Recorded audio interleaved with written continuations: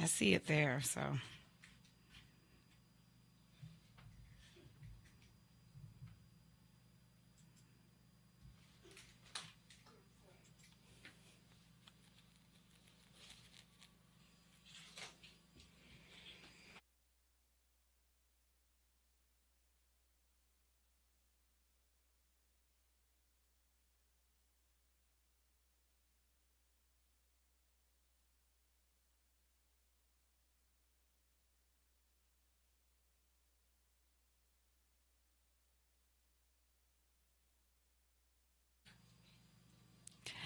Happy Friday. You are listening to the She Heals Radio Show on Awesome God Radio. I am your host, Whitney J. It is Friday, November 1st, 2019. If you are tuning in on Facebook Live, thank you so much. Hit the like button, leave a comment, and share it to your page. If you are, sorry about that, if you are tuning in via the Awesome God Radio app, thank you so much. If you have not downloaded the free Awesome God Radio app, you need to. You will be missing out. You will be missing out. I'm telling you, the amazing shows that are happening every day, every moment, the music, the sermons, it's just an amazing app. Trust me, if you're looking for some encouragement, that is where you want to be. And last but not least, I hope you are tuning in on awesomegodradio.com. Click on the live, the subscribe to AGR button, and I'm telling you, you can watch live there. So there are numerous ways to hear us. I am super excited. I am, I haven't been here in 2 weeks. I took 2 weeks off. Sometimes you have to just kind of separate and kind of just regroup. And, last week I was chaperoning a field trip with one of my boys. And, before then I was just taking some time to rest and to just kind of pour into myself. You cannot pour from an empty cup. And so sometimes, you have to just step away. What up, Lippy? Love you, bro. It's just one of those things you have to step away. And so I am super excited. We have an amazing show tonight. We have an amazing guest. His name is John Polo. He is going to be helping us out and talking about a subject that is near and dear to my heart. I'm super excited. I have both my boys in the studio today, and I'm just pumped up. Shout out to my super producer, Q. It is November 1st, so it is the beginning of his birthday month, and I am just so excited. So there is just so many things going on. I'm full. If I can be super transparent, the month of October was probably the hardest month of the year. There were just so many different things that were happening, and things just got out of control. And it was just disappointment after disappointment, and some things happened that really knocked me just off my game and knocked me off my feet. And depression rolled in, and anxiety rolled in, and even illness. Like, I got so depressed and so anxious to the point where I started, to get sick. And, whatever you're dealing with spiritually, emotionally will eventually manifest physically if you don't address it and take care of it. And so I was just really, really low. And, it was hard to get out of the bed during the day, and it was just so many things. And I just felt like I was being hit, and I felt like it wasn't fair. And, I was like, man, I did all of this work and it didn't work out. And it was like several different situations that were happening at the same time. And it was just so overwhelming. But thank God that I have a community. Thank God that I have my Awesome God Radio family. And thank God that I have my friends and my blood family that, were here and were able to just love on me and pray for me when I was so down and so weak and couldn't even encourage myself. And even for those that met needs when there were needs that needed to be met, I'm just super thankful, because sometimes, we look at the people that are strong and the people that are leaders, and they seem like they have it all together, and we automatically think that they can just handle anything and that they don't need any help, and that's just not true. And so if there are people in your circle that are super strong and seem like they have it all together, make sure that you're intentional about checking in on them every once in a while, because it's a lot of weight to carry, and sometimes we need some help carrying it. And so as I went through this month, I had some friends and some people, some family that were just praying for me, and they were like, Whitney, listen, you're gonna get through it. God will will provide. God is going to meet your needs. Don't be upset. Don't, watch your attitude in this season. Watch how you talk in this season. Watch how you respond in this season, because it all matters. And so sometimes we think that we get a free pass with God once we've come into relationship with him, that, well, this situation didn't work out, so that gives me the right to conduct myself like this, or that gives me the right to say this or to do this, or this person did this to me, so that gives me the right to do this to them. And it doesn't. When you know better, you do better. That's what Maya Angelou taught us. And so it's very important that you understand that when you are in Christ, and when you know God and you serve God and you support God, he requires a level of maturity. And it is not easy.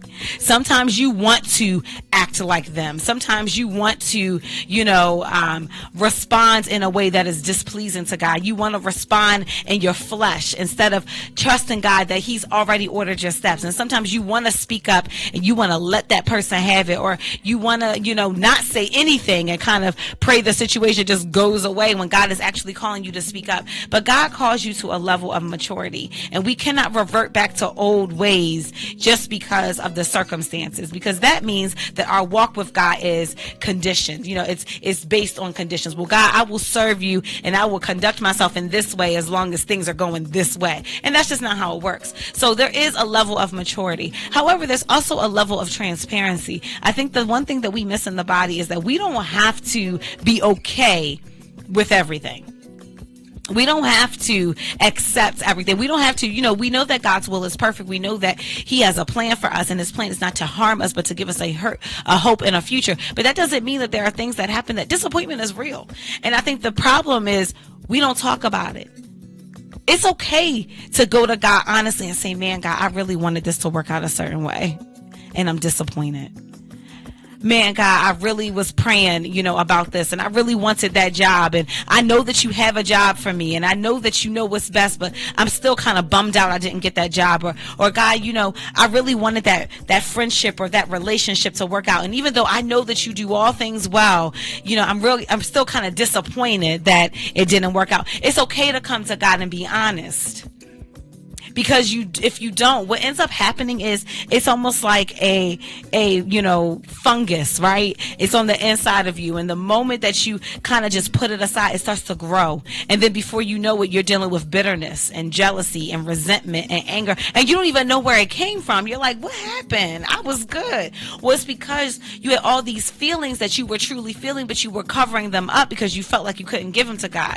And, God is not like that. God wants us to come to him and to give him our disappointments. He wants us to say, come to him with that honest heart and, give him, exactly what you're feeling and exactly what you're going through. And, it's frustrating. It's frustrating at times. This month, like I said, several things happened and I just was thrown for a loop. It's bad when something that is really devastating happens and you don't even respond. I was talking to a girlfriend a couple weeks back and I said, something, I want to cry so bad, but I don't even have any tears left because I'm that done. I'm that frustrated. I really want to, be upset, but I can't because I don't even have anything left to give. I am so beat down. I'm so run down. It's like, dad, God, I did everything that I could and it still wasn't good enough. And God, what is wrong with me? And what is wrong with this? And God is saying to me, I have a perfect plan. See, in the disappointment, he stretches us. In the no's, he tests us sometimes to see how we're going to respond, because our response matters. So if we can't take a no from God, can we really honestly take a yes from him? Can we truly be appreciative of the things we have if we have not experienced, what it's like to have to work for them a little bit harder and what it's like to have to, kind of endure a little bit? There is perspective in all things. And sometimes you have to look at the situation and you have to say, God, help me to see this the way you see it. What is it that you want me to get out of this situation? Because I am struggling. So I'm looking at this in my flesh and I feel like it's messed up and it's jacked up. But God, what do you need me to see? What do you need me to learn in this situation? Because sometimes we will be, trying to rush the process. And I know I'm famous for this. I just want this to be over. I just can't wait for this to be over. I can't wait for this situation to be done or this project to be done or this season to be done. And we're trying to rush the process and get to the next next thing and we don't learn what we're supposed to learn in this thing. So then guess what happens? We get to the next thing and we start to relive some of the things that we should have gotten over. And we're like, I was just here. You know, it amazes me when we get new jobs, right? And we're like, all right, this is a new job. I'm so pumped up. But if we didn't learn the lessons from the previous job, guess what? You're going to go to that new job and it's going to be cool for a couple days, couple weeks, maybe in a couple months. But eventually, you're going to go right back to the same issue because you haven't learned what you were supposed to learn in the previous season. And God is just like a teacher that you would see in school. He's not going to move on to the next thing until he is certain that you have grasped the first concept. Because guess what? Everything builds on everything. So if I can't teach you to add, you're not going to be able to learn how to multiply because multiplication is repeated addition. So I have to make sure you truly understand the concept of addition before we can move forward to more complicated things, to things with more detail. And so that's where a lot of us fall short in the season that we're in, is we're like, we want the next thing. Right? God, I really want a spouse. Prepare me for my spouse. God, this is what I'm believing you for. But we haven't learned the things we needed to learn in our season of singleness. And so what ends up happening is then God could probably say he could send that spouse. But guess what? There are certain issues that are going to come back up because you didn't make use of the time that you had while you were single. So look at the season that you're in, the ebbs and the flows, the good and the bad, all of it. And ask God to show you, what am I supposed to learn in this season? Because I don't want to have to relive another season. You know, one of the other things, just shifting gears a little bit, that I wanted to talk about is when you look, lately we've been looking in the media and it seems that there's been a lot of death. And, death is nothing new. And in honesty, it's just that now we see about it more and we hear about it more. And it's like an influx of, like you'll see on social media if somebody famous passed away. Like I know this week, John Witherspoon passed away earlier in October. Elijah Cummings passed away. And I'm sure there are many other people. We get flooded by everybody's posting about it, right? And, this week, it was interesting, John Witherspoon passed away. And if you don't know him, he is an actor that has been in some pretty popular and iconic movies and television shows. And so a lot of people were posting about his death, and they were posting their favorite quote from him, like maybe it was from a movie or from a TV show or from whatever, and they were posting it, and everybody kind of felt like they knew him, right, based on these roles that he played that were influential in a lot of black culture, pop culture. And so I was thinking about this, and I was thinking about his death, and I'm like, man, like it just seems like every other day like somebody is passing away, and there's so much going on. Like, God, why is there so much death? Why is there so many hurting? And God showed me, he's like, because we need to make sure that people understand that time is a gift. We need to make sure that people understand that you can't go with the notion that you have enough time. You have to do what God called you to do now. Because a lot of times we're thinking, you know what, I got all the time in the world for that. I'm in my 20s. I'm in my 30s. I got time. I have time. I'm good. I can handle this. I don't have to, I know God told me to start this business, but I'll do that later on when I, get ready because, I am, doing something else. I want to do me right now. I remember when I was 18 years old and God gave me the call to preach. And I remember, like, God, please, I don't want to preach. I want to do me. I want to be young. I want to be 18. I want to go out and have fun. And I'm tired of being the goody two shoes in my circle of friends or whatever. Like, God, I'm done with that. So I want to go do me. And I thought I had all the time in the world. And I, didn't. And so one of the things is I had to remember, hey, Reese, love you, girlfriend. I had to remember that time is precious. Time is a gift. And it wasn't until, I was in high school and when my freshman year of high school, 2 students were murdered, like kids, like, the same age as me were murdered, in school. And it wasn't until, even in my own life that, as a young adult, becoming a widow at 25, losing my husband who was 20 days away from his 31st birthday. And, my mom passing away in her early 50s and just so much loss. Well, I really started to realize, time is a gift. Time is a gift. What will people know you for?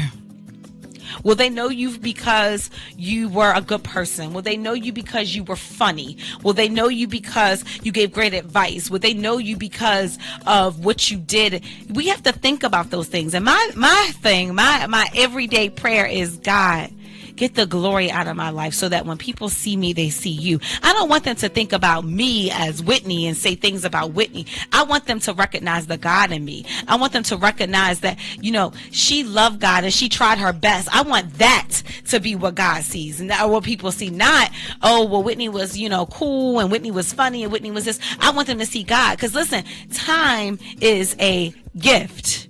It's so funny that we move on borrowed time and we think we got all the time in the world. Oh, I'll get to it. Yeah, God told me to write that book. I'll do it when I get ready. Let me finish this other thing real quick. And then, I'll come and I'll get to that. Oh, I know God told me to start that ministry, or I know God told me to start that business. But you know what? I'm good at my job right now. My job has really good benefits. And, I'm not ready to just up and leave my job because, why would I do that? You know what I mean? Why would I leave that security, that stability? Because, just because God told me to go start something. Like, no, I'll wait. I'll wait till I'm a little bit more established. Even though God told me to do it right now, I'll wait till I'm a little bit more established, because that seems like the better thing to do. And so one of the things that, we do often is we move on borrowed time. Then you wonder, why, God, is this acting like this? Why, God, is this happening? Why, God, does it seem like I missed my prime? I missed my battle. Why does it seem, God, that nothing is going right? And why does it seem, God, that like the movement passed me? Like, Lord, I had this really great idea for this really great thing. And then, Lord, I know you told me to do it 5 years ago and I didn't do it. And now it seems like everybody's doing that thing that you told me to do. And now I'm afraid to do it now because I didn't do it before. Well, here's the thing. Time is going to keep moving. And God gives us the opportunity to serve him. He gives us the resources, and everything that we need is already within us. He doesn't make us lack anything. It's that we think we need certain things. So God will give you the vision for something and you're thinking, well, and I know this is me, I'm a planner. So if I'm going to do something, I have to plan it out first. I have to write my outline. I have to make sure I have all my ducks in a row. I have to make sure it's done in decency and order. And I get very frustrated when things start getting out of pocket. Okay. And so, but God will say to me sometimes, just go. Just make the move. Recently, and I'll share this full testimony at another time because we don't have enough time today. But, earlier this year, God gave me the mandate to move. And I was like, nah, I'm not going to move. I'm established in my home. We are, we're good. We're stable. Like all my life, I've been looking for stability and we're stable now. So no, I'm not going to go and move. Like, what if the schools, don't meet the needs of my children? And what if the neighborhood isn't this? And it's a big risk to take to try to, sell my house and try to buy another house. And I don't know that I want to do this, but I felt God saying just move. And let me tell you, I made a faith move and it has been absolutely 100% crazy ever since. And when I get through the full thing of this, I can't wait to rejoice. I'm going to rejoice right now like it's already done and say that God has already come through, because it has been opposition after opposition. It has been absolutely ridiculous to the point that I was like, God, what was the purpose of this? I was good where we were. We were established. We were good. Life was good. We were stable. Why did you cause all of this to happen? And then when I finally obeyed you, why did you put me in the situation that was just awful, for lack of a better term? Just so much opposition, so much frustration, and for it to all blow up in my face. Like, God, why did you do that? You knew that I'm a single mom and I'm a widow, and that there was a lack in resources. And you knew that this was a really big thing for me to step outside my comfort zone and to move when we were not in crisis. This was a really hard thing for me to do. And why would you do this, God, and make it so difficult every step of the way? And the funny thing, God said to me, because I'm taking you somewhere else, and it requires some growth.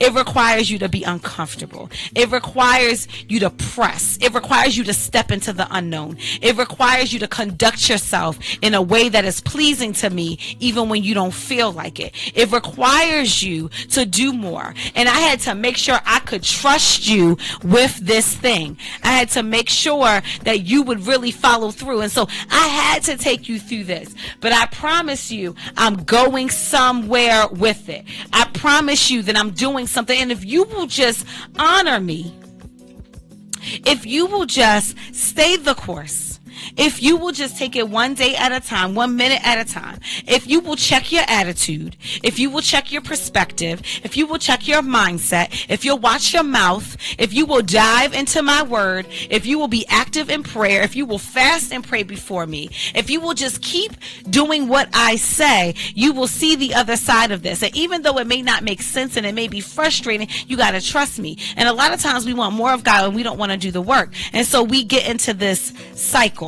Right? And I've been talking about this for the past couple of weeks, the cycle, because I'm tired of being in the cycle. So I had to break free out of that and say, you know what, God, yeah, I'm uncomfortable, but I want to be who you've called me to be. I want to have the impact that you've called me to have. I want people to know you because they have an encounter with you by way of me. I don't want them to see me and like me and be in awe of me. I want them to see me and see you and be in awe of you. And so if it means I have to suffer, and if it means I have to take repeated L's, I will do it because I know that your plan is perfect. And I am on borrowed time. So I don't have time to wait for everything to get perfect before I make a move. God, if you are telling me to move, then move. I'm going to move. Lord, I know I'm on borrowed time. I don't have time to make sure everything looks the way I want it to look. When you tell me to go, I'm going to go. God, I know I'm on borrowed time. And even though I may not want to do certain things because I feel like that's not me, but you have called me to them, then I'm going to follow you because I'm on borrowed time. Stop thinking you have all the time in the world to do what God has called you to do, because you don't. Listen, the next minute is not promised to us. The next hour, the next day, the next week, the next month, the next year is not promised to us. If you knew that today was your last day, what would you do? What would you do different?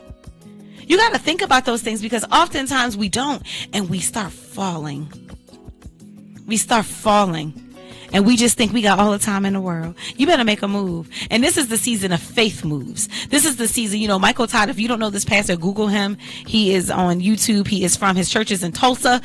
He's doing this series, Crazy Faith. And I'm telling you, if you watch these, they will bless your entire life. Crazy faith, you got to just step out there. And when God told you something, you got to boldly walk into it. So I know God told me to move. So I know that he's going to fix everything concerning that. I know that he's not going to have me go through a whole season of trial to leave me. No, he's going to call me through. I know God has called me to do many things, so I got to stay the course. I have to keep moving forward. So I have to have some crazy faith. And so sometimes that requires you to do some things that may not look normal to everybody else. Like, what you mean you just going to do that?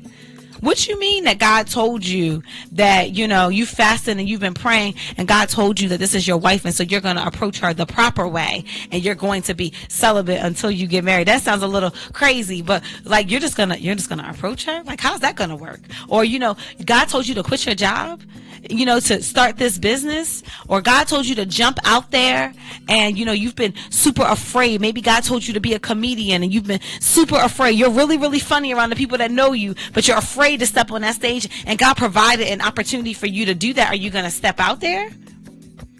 It's a book inside of you, and you're afraid though to write it because what will people say, and what if it doesn't get picked up, and what about this and what about that? But God told you to do it. So are you going to jump out there, or are you going to let time pass you by? And are you going to be the one that's, in your 70s and 80s talking about who you could have been, who you should have been? Are you going to be the one that's to stand before God and say, God, you gave me all this talent and I didn't use all of it? We got to make some crazy moves. We got to make some faith moves. We got to be willing to talk about the things that nobody wants to talk about. We got to be willing to do the things that nobody wants to do. We got to be willing to just jump out there and do what God says, period. Trusting that he will perfect all that concerns us. That's what his word says. He who began a good work in you will carry it on to completion until the day of Christ Jesus. That's what the word says. You have to be connected to his word. You got to be fasting and praying. You have to have some community. You got to ask God to show you who your people are that you can do this with, because everything ain't for everybody. There are some certain things that I've been going through, and there are some certain things that God is calling me into that I had to, God, who can I share this with? And he gave me those people that I could pour out and say, this is what the Lord is saying for me. Kim, I love you. Thanks for being one of those people. And so you have to be willing to say, okay, this is what God said. I know I don't see how it's going to work out, but I'm going to trust what he said versus what I see, because what I see is not always real, right? And so our feelings are, a factor as well. I may feel like this is not going to work out, but my feelings are not facts. I'm going to direct my eyes to what he said and what his word says. And I'm going to focus all of my energy there instead of what I see. And God will put you in a situation where it looks like things are about to fall apart. And he wants to see, are you going to focus on me? So if you got nothing out of this segment, I want you to focus on what God said for you to do. Go back to the thing that God told you to do last and do it. Operate in some crazy faith. Shed your tears, cry out to God, release your frustrations to him. Nobody's telling you you got to act like you got it all together. Give that thing to God, but do it and keep moving. So listen, I can cry my eyes out to God. I can pour out and tell him what I'm struggling with, but then I'm going to dry my eyes. I'm going to put on the full armor of God, and I'm going to keep moving forward, because even though I might be tired, I am still called. Even though I might be weak, I still have an assignment, and God will give me the grace to do everything that I need to do, but I got to keep moving forward. Listen, don't let these trials stop you. Don't let the opposition stop you. Don't let it break you. Don't let the naysayers or whatever it is break you. It doesn't matter how bad things look. God will move. Not that he can move. He might move. God will move. He's still a miracle working God, but you have to believe. So let's activate some crazy faith today, family, and let's get these miracles going. All right. We are going to take a quick break. When we come back, we are going to hear from an amazing man who is going to share his story. Stick around. This is the She Heals Radio Show with your host, Whitney J. Be right back.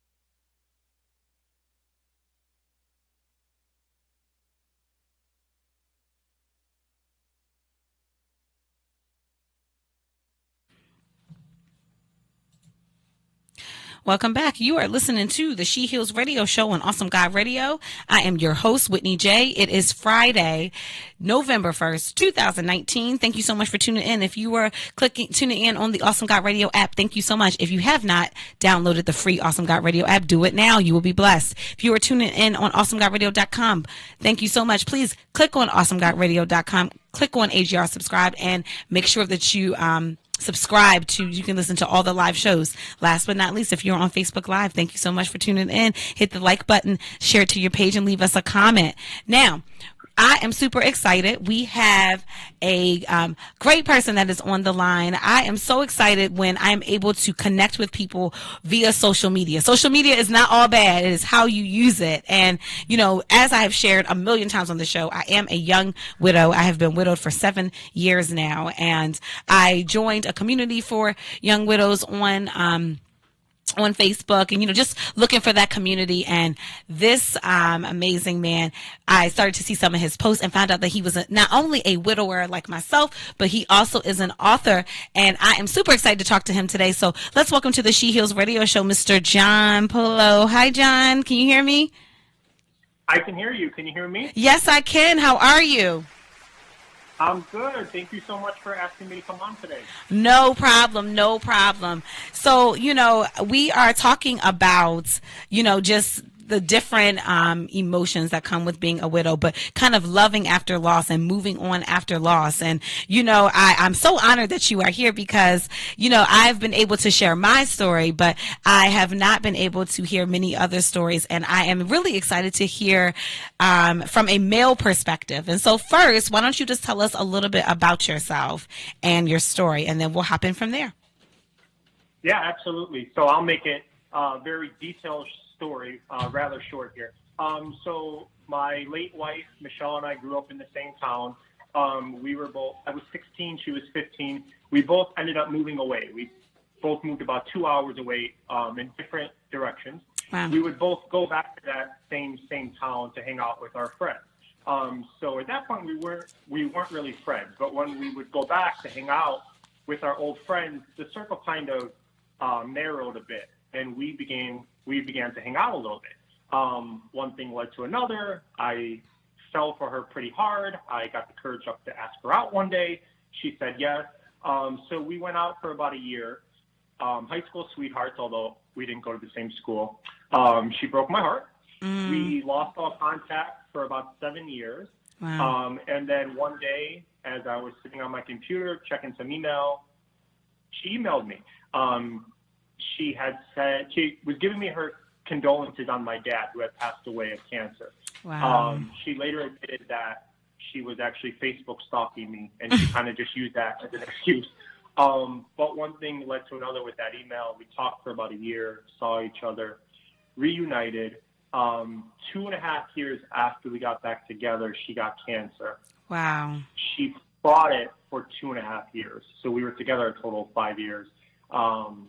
Very, very difficult cancer battle. Very rare cancer. 2.5 years after she was diagnosed, she passed away. That was January 22nd of 2016. So I know you said you're about 7 years. I'm coming up on 4 years. Wow. She passed away right after her 30th birthday. Wow. Wow. Wow. You know, my husband did not have cancer, but he had a rare lung disease and had a double lung transplant and then needed another double lung transplant. And so I do know what it's like to love a spouse as they are ailing, you know, and dealing with illness. I'm so sorry for your loss. And I want to ask you a question, though, because I know that loss can be very personal, right? And of course, losing a spouse is like losing a part of you. You know, it's so layered, it's so complicated. What gave you the inspiration, though, to write and to kind of put yourself out there and to talk about it, though? Because I know a lot of times people kind of don't want to because it's just so painful. Yeah, no, it's a great question. Thanks for asking. So my wife was in hospice for 22 days. The last week or so, she was in a coma-like state. So it was just a lot of me sitting there in the chair, you know. Yeah.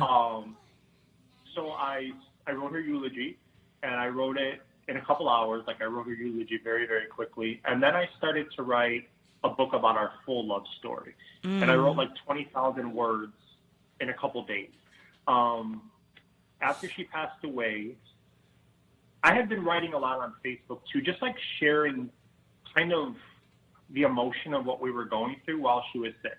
Right. So after she passed away, it was a month after she passed away, I think I was texting a friend just saying like, I don't know what to do with myself. And they said, well, you should start a blog. And I honestly like didn't even know really what a blog was. Like I knew what a blog was, but I had never like been a reader of blogs. So I Googled how to start a blog. And I started it, and I started the matching Facebook page. And it was just really a place to kind of let out my emotion again, to kind of vent. But it kind of just like blew up overnight. It went from like a couple thousand to 5,000 to 10,000, and now there's 27,000 people on the page. And wow. What happened was I really wanted to become a published author, but for various reasons, which I don't need to get into right now, but I decided to push the book about our full love story back. So that book has still not come out. But I want to be a published author. So my blog and the Facebook page was resonating so much with people that I basically took the essence of that and created now 3 books. Wow. And for me personally, if I'm looking at what has helped me with my grief and find some healing, it's really, as you said, connecting with other widowed people. Yeah. And then it's writing. And now it's my coaching as well. But before I was a coach, it was really the writing, just letting out my emotion and my thoughts. Absolutely. And thank you for sharing that. I think I totally understand. I am an author. And actually, today is National Authors Day. So happy National Authors Day. Yeah, I saw that on your story on Facebook. I didn't know that. Yeah, it is. I totally forgot to say that at the beginning of the show. But I can agree that in my situation, you know, I did learn. I always was a writer. I always loved to write and always wanted to publish a book. And I found that writing and also posting on social media was very therapeutic. And I was actually just surprised that people, you know, you just never know that people are interested in what you have to say, you know, and that your thoughts and your feelings can affect other people and can help other people, whether that was your intent or not. So it's been a huge blessing. I wanted to ask you though, because now you are coming up on 4 years out. And one of your books, and please correct me if I'm wrong, and we'll also put all of your books, we'll put the links to them in the Facebook Live so people can pick them up. One of your books, if I'm not mistaken, talks about loving a widower. Am I accurate in that? So the 3rd book, which is available for pre-order as of today and officially comes out on November 11th, which is my wife's birthday. Oh my gosh, that's my son's birthday. Oh, wow. We have more connections than we knew. It's my late wife's birthday. The title of it is How to Date a Widow 101. And basically, it's a short kind of how-to guide, and it's for the widowed person to kind of talk a little bit about dating, opening your heart up again, what you could expect, that type of thing. But it's also for the person they're dating. So, you know, if I have a widow friend or a widow client, it's for her, but it's also for her new love interest to kind of help guide them on maybe what to expect. So yeah, it's a short how-to guide on how to date a widowed person, basically. Or, you know, if you want to get back out there, what to expect type of thing. Yeah, and so I know for me, you know, like I said, I've been widowed for 7 years, and I'm 33 years old now. So I was really young, you know, when I became a widow. And I know that, and I would like to talk to you about this as much as you're comfortable, but I know that dating is very interesting, to say the least. Yeah. Oh, yeah. It's interesting nowadays anyway, because it's just different, you know, it's just the times have changed and things are different. But I do find that in my experience being widowed at my age, you know, it's just kind of, it's different, you know, and I would wonder if someone would be interested to read, because I even think about what would life, even for me to date someone that is a widow, don't even know what that would be like, because I only know my experience. What are some of the tips that you give in the book? Not to give too much of the book away, because you guys need to go buy it, but what are some tips that you give about loving a widower or a widow? Yeah, well, it's interesting. When I was 22, I don't even know how she knew her, but I was sitting at a table with my mom and my sister, and my mom I was single at the time. My mom said that she wanted to introduce me to this widow she knew. And like my first reaction was like, what are you talking about? Like I thought all widowed people are 80 years old, right? Right. And then I said, I'll never forget this moment. It's so interesting that it has stuck in my memory bank this whole time. I said, I'll never date a widow. And I said it pretty, with a lot of confidence. Like, I'll never date a widow. And my sister looked at me kind of disgusted and said, why not? And I remember saying, I don't want to compete with a dead man. And one of the biggest points of this book is this. There are a lot of people who are going to feel like that. And those aren't your people. I was 22 at that time. I was not mature enough, and I was too insecure to date a widow. And now, after everything I've been through, I'm literally writing the book on it. But, as a widowed person wants to get back out there, I often hear from clients or people on Facebook, do I take pictures down? Am I not allowed to talk about my deceased spouse? Should I not tell them I'm a widow? And I personally think you should lean into it because their love and their loss have shaped you into the person you are today. So I just don't believe we can run from that. Yeah. Yeah, I could not agree more with what you just said. And I know for me, I think there's a healthy balance. I do think that you can fully embrace your new life, but that person is still a part of you. And I think that someone, like what you literally said it perfectly, those are just not your people, because I would never not speak about my late husband. I mean, mind you, I have children, so I want to keep his memory alive, not just for me, but also for them. But also, I think it's important that he's a part of who I am, but there's a balance. That doesn't mean that I'm comparing everything that you're doing to him or I'm looking for a replacement for him. It just means that this is he was a part of my life, and the person that, is meant for me will be equipped to handle that. You know what I mean? It's no competition, but I think I can imagine that people do feel that way. And I know you said you work with some clients. Is that a pretty common theme that some of the your clients that are widowed and widowers believe that, they can't ever speak about their spouse? Yeah, I get everything. I get that question a lot. How much should I speak about my spouse? All that type of thing. And we talk about the balance. I have clients who date. Let's just stick for female clients just for purposes of me easier telling the story. I have female clients who meet men who are unbelievably supportive, And then I have clients who meet men who are total jerks about it. And obviously I'm going to advocate that, maybe they not stay with that jerk. Because if you're with somebody who's telling you you can't talk about your late love or is getting upset, maybe that you're upset, you're having a grief moment, that person is not supporting you like you need to. But at the same time, one of the other things I do in this book is I do a little bit, and with my clients I do it more, I do call out widowed people as well. Absolutely. We can't be in a new relationship and be in a fight and be like, I'll just use myself for an example. I can't be in a new relationship and be in a fight and tell my new person, well, Michelle would never have done that. Or right. Michelle did that better. That's not fair either. Right.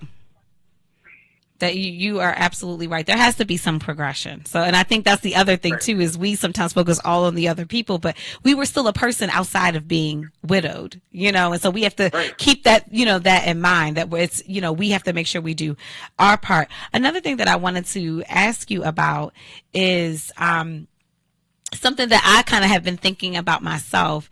I remember earlier on when I think I went on my first date. It was over a year after my husband had passed. And I went on the date and I quickly realized I wasn't ready to date.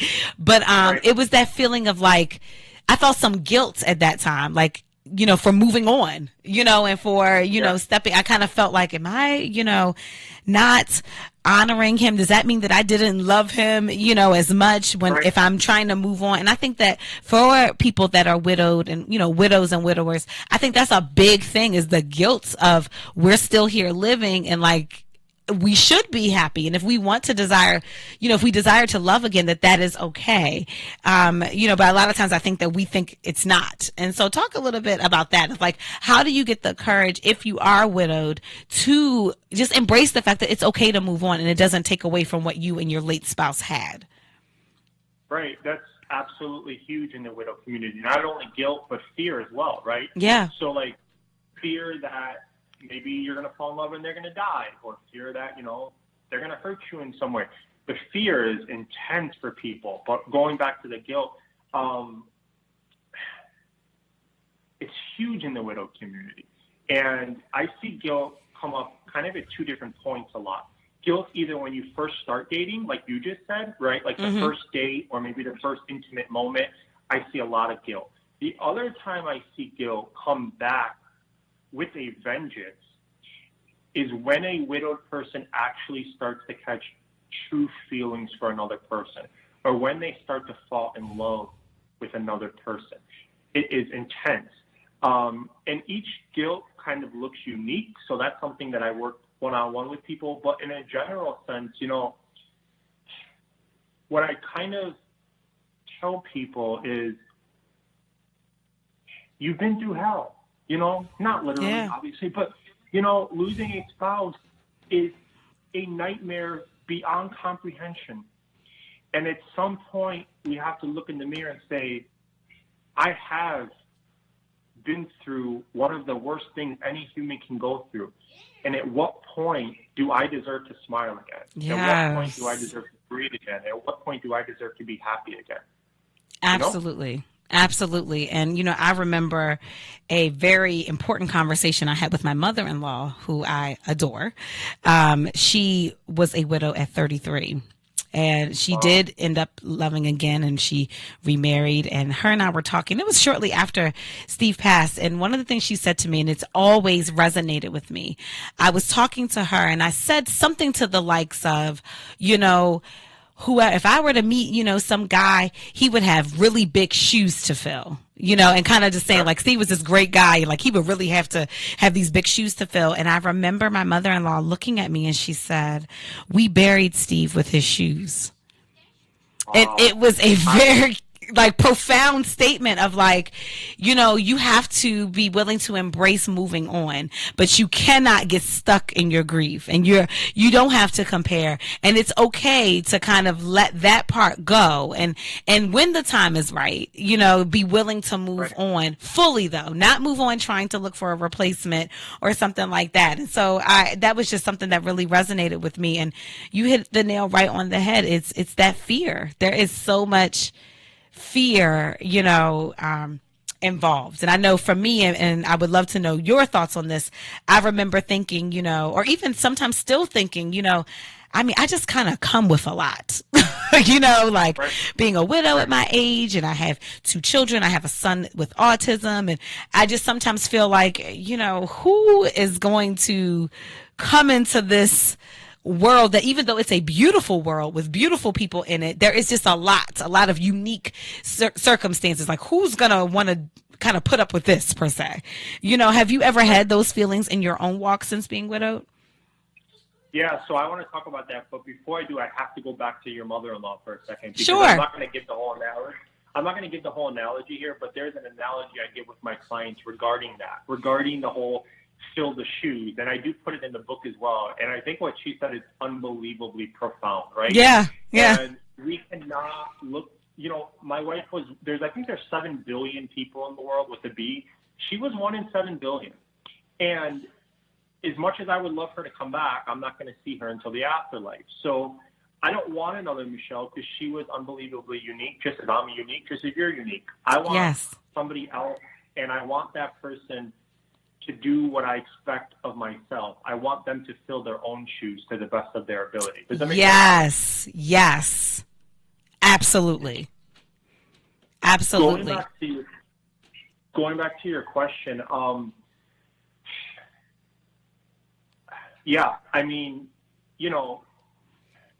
I won't give the whole thing here because some of it's too personal, but I can look at myself and say, I'm a widower, and I write about, my wife, and I have MS, and this and that, and 7 other things I don't want to mention on this call.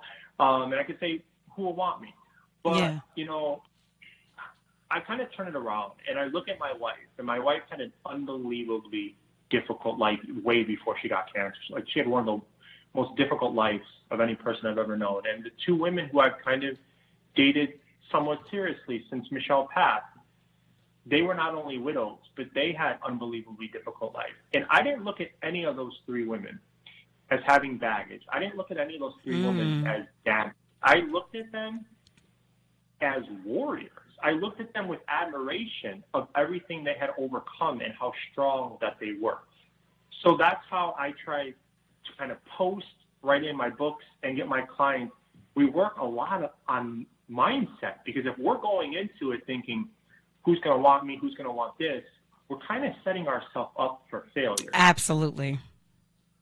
Absolutely. You hit the nail on the head yet again, that it is a mindset thing, and we have to check our thoughts. We have to check what we speak over ourselves, you know, and, you know, instead of saying like, I'm a widow and I'm this and I'm that. No, I'm Whitney, and this is what I bring to the table, and, you know, kind of redoing that. And one of the things that you were sharing about, you know, not wanting someone just like your late wife, and I could not agree more. And I just believe I'm a totally different person now than I was when I was married, you know. And so there are things that I need now that I may not have needed with Steve. You know what I mean? There are things that I'm older. I'm 7 years older. So I couldn't imagine being with someone just like him, because I have changed. I have grown, and, you know, am in a new, you know, season, and kind of a new, you know, just learning more about myself each day. And so I need someone that complements the me today,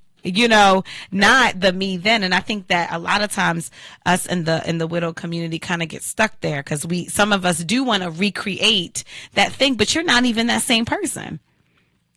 So it's right. I mean, yeah, that's another thing I thought about is, like, I really do believe for most of us, not all, but for most of us, the old us kind of went when they went. Yeah. And we become a stranger to ourselves, and then we have to rebuild.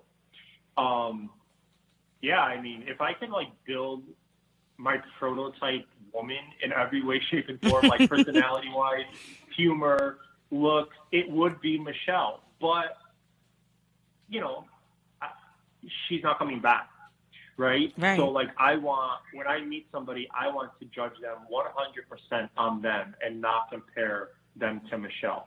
And one of the things I found with the 2 women that I kind of dated somewhat seriously is, like, as amazing as my wife was, she wasn't perfect, just like I'm not perfect. Yes. Somebody, because of her past, my wife's past, she wasn't very good at communication.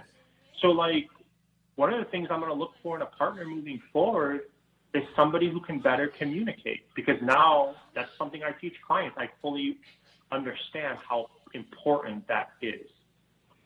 Absolutely. That it's so funny you say that, because I remember early on, I had to remind myself, like, you know, yes, our marriage was great, but we still got on each other's nerves, and he wasn't perfect and I wasn't perfect. Like, you have to remind yourself, because sometimes and this is, in my opinion, in death period, whether it's the death of a spouse or anyone else, we kind of, you know, kind of romanticize that person, you know, like they were this perfect person and they never made a mistake, and they never, you know, and that's just not true. We all are human and flawed. And so I think it's, you know, important to move, past that, you know, but also remind yourself every once in a while they were human, and, you know, you're not going to meet a perfect person. Let's talk a little bit about your books, like the names of your books and how people can reach them, and what is the difference between, because you have 3 of them. So what is the difference between each one? So the first book is called Widowed, and then the subtitle is Rants, Raves, and Randoms. And the second book is called Widowed 2, Now I Live. And a couple of things about this book, which I think are important. I don't think a lot of, you know, people think a book, and they probably think, well, it's like my full love story. The books, I have ADD, and I have grief brain. So I love to write. I'm not huge on reading, believe it or not, as funny as that sounds. So I designed the books for people like me who do have grief brain, or maybe who do have ADD. Or who maybe have 3 kids running around and they can't sit there and read a novel. The first book is about 150 pages. The second one is about 200 pages. They are easy reads in the sense of you can pick it up, read a few pages, pick it back up a few days later. I designed it. When I designed the first two books, I had something in my mind. I wanted somebody to be on an airplane reading the book and to read a page and basically start crying, an emotional page, and then to flip it over and start laughing. And I wanted them to cry and laugh simultaneously so the person next to them thought they were crazy. That was the vision of these books. And I think I accomplished it. And so those books are on Amazon and on my website. On my website, they're signed at no additional cost. And then my third book is the book we talked about earlier, which is How to Date a Widow 101.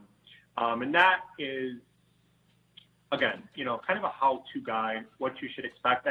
I don't go into a ton of detail because I think it's so unique. It's more of an overview. That book will be on Amazon November the 11th, but as of right now, it's on my website, and people can order a pre-copy, signed pre-copies.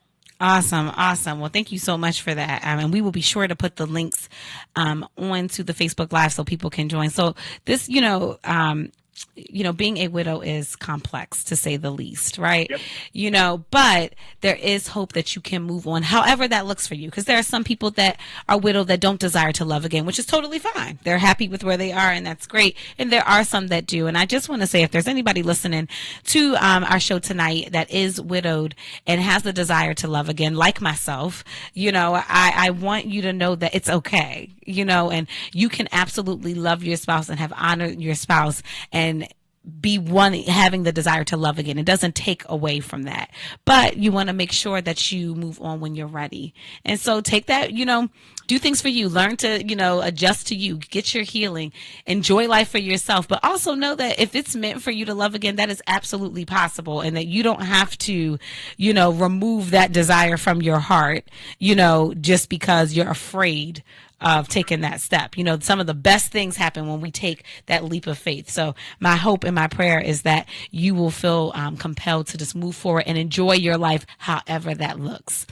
I wanted to ask you before we wrap up the show tonight, John, any final thoughts just on, being widowed, loving again, any final thoughts on anything? I just feel like there's somebody that's listening that, maybe they're struggling with moving on, or maybe it's the opposite. Maybe they are interested in someone that is a widow or widower and just is not sure exactly, what to do.